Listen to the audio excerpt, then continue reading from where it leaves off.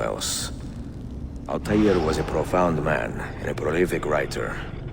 He built this place as a repository for all his wisdom. He saw many things in his life and learned many secrets, both troubling and strange. Knowledge that would drive lesser men to despair. Does that worry you? Sophia, you should know by now that I am not a lesser man. Ezio.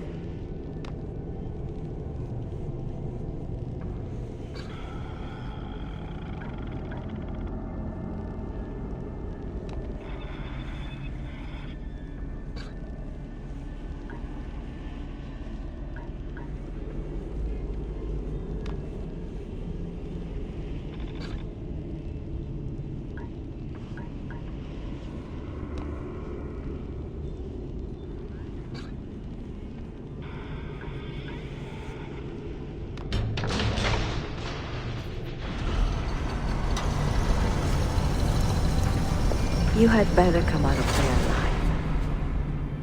I plan to.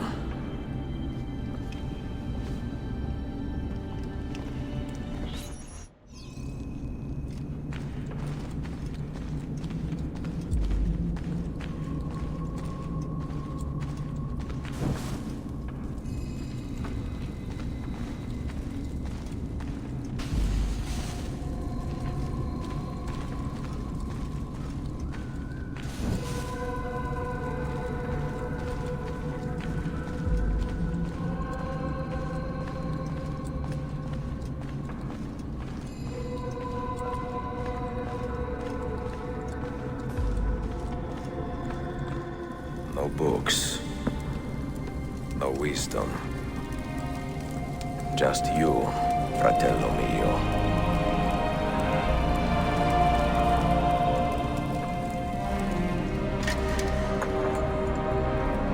Requiescat in pace, Altair.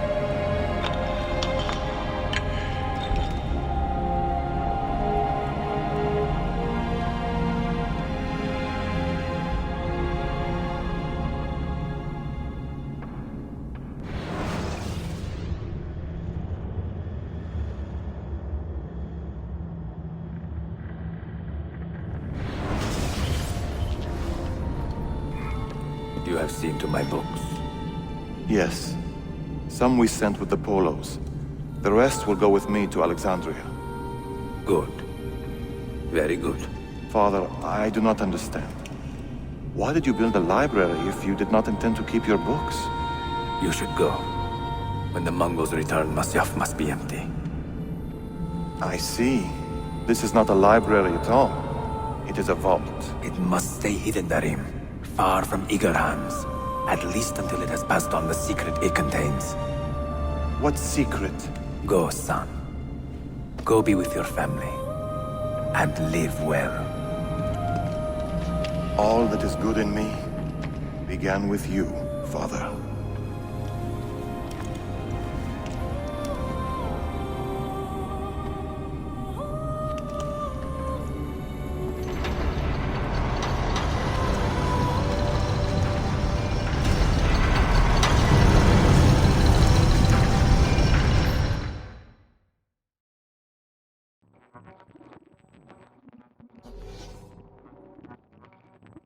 In much wisdom is much grief, and he that increaseth knowledge increaseth sorrow. What does it tell you? What do you see?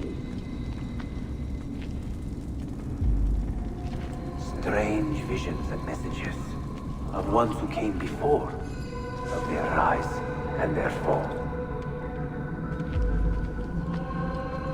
But what happens to us, Altair?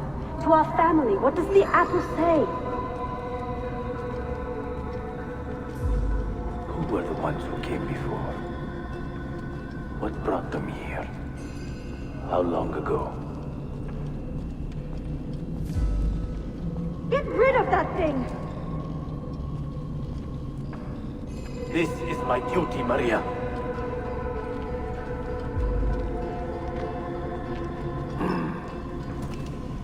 If you are asked, say I sent the apple away.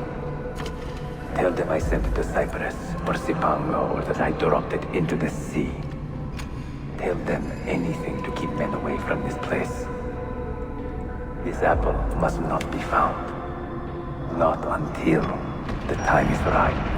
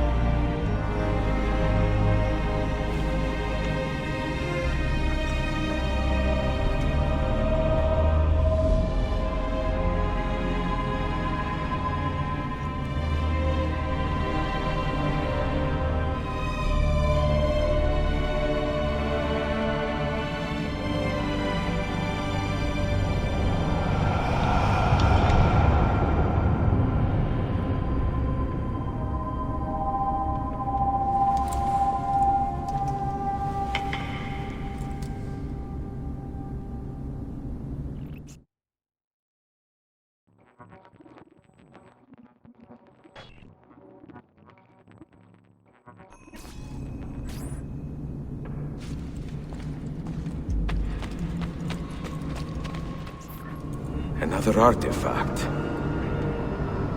No. You will stay here. I have seen enough for one life.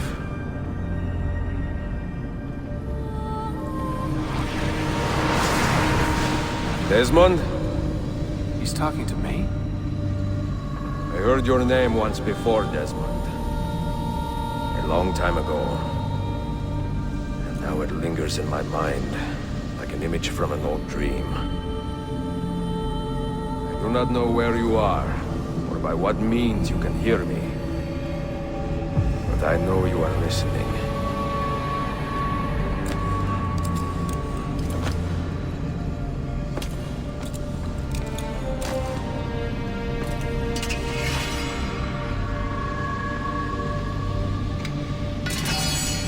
I have lived my life as best I could, not knowing its purpose, but drawn forward like a moth to a distant moon. And here at last, I discover a strange truth. That I am only a conduit for a message that eludes my understanding. Who are we, who have been so blessed to share our stories like this? Speak across centuries. Maybe you will answer all the questions I have asked.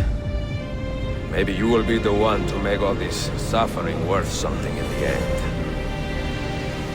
Now, listen.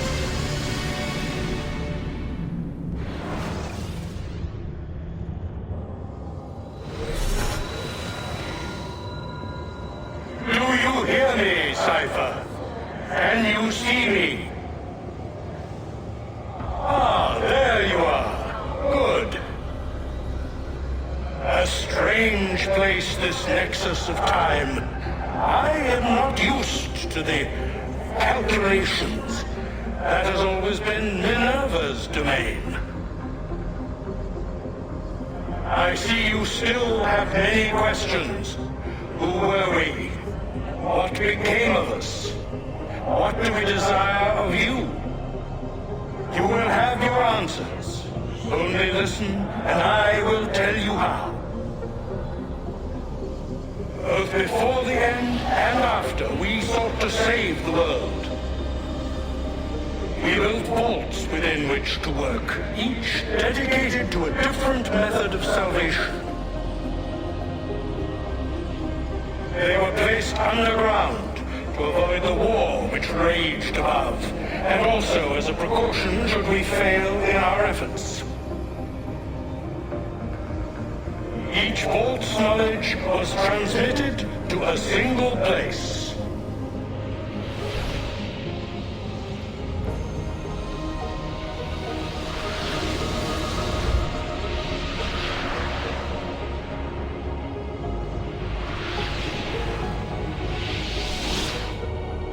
It was our duty, mine, Minerva's, and Juno's, to sort and sample all that was collected. We chose those solutions which held the most promise, and devoted ourselves to testing their merits. 6 we tried in succession, each more encouraging than the last, but none worked. And then the world ended.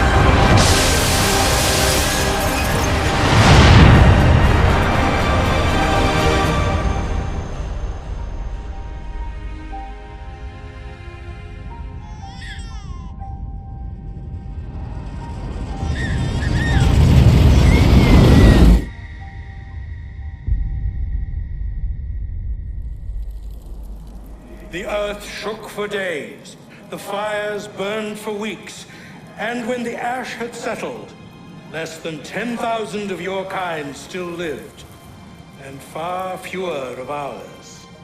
But we carried on, together, to rebuild, to renew. Listen, you must go there, to the place where we labored and lost. Take my words. Pass them from your head into your hands. That is how you will open the way.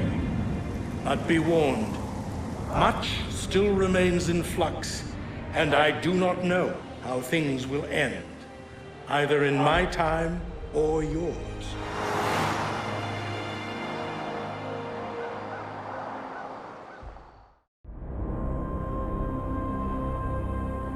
Wait, look, his vitals are stabilizing.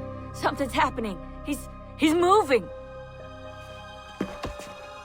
Desmond, can you hear me? Son?